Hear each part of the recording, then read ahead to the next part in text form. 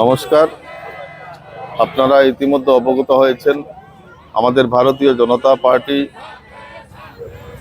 booth স্তর থেকে রাষ্ট্রীয় স্তর পর্যন্ত আমাদের গণতান্ত্রিক পদ্ধতিতে আমরা আমাদের দলের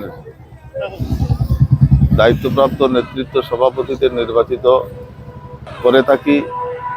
সেই অনুসারে গতকালকে আমাদের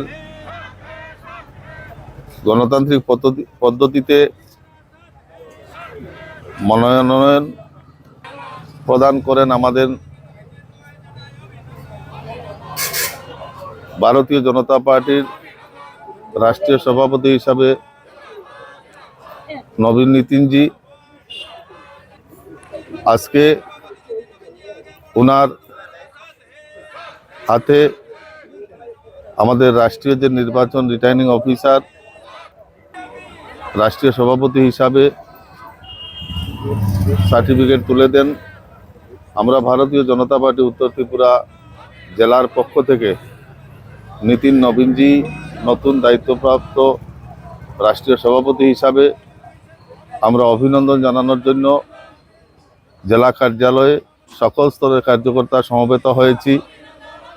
ওনার দক্ষ সাংগঠনিক পরিকল্পনা এবং সেবাই সংগঠন রাষ্ট্রহিতে রাষ্ট্রের মঙ্গলার্থে আগামী দিন ওনার মার্গদর্শনে আমরা গোটা ভারতবর্ষব্যাপী একটা বৃহৎ পরিবার যেভাবে তৈরি হয়েছে সেই পরিবারের আরও শ্রীবৃদ্ধি ঘটবে এবং ভারত মায়ের হৃদ গৌরব যেভাবে দেশের বিশ্ববরেণ্য নেতা যশস্বী প্রধানমন্ত্রী উজ্জ্বল করার প্রয়াস নিয়ে কাজ করছেন, সেই কাজের সহযোগী হিসাবে আমাদের রাষ্ট্রীয় সভাপতিও আমাদের এই রাষ্ট্রীয় ভারত মায়ের হৃদ গৌরবকে বিশ্ব দরবারে আরও উঁচু মার্গে নিয়ে যাবেন এবং ওনার মার্গদর্শনে আমরা বুথ স্তর থেকে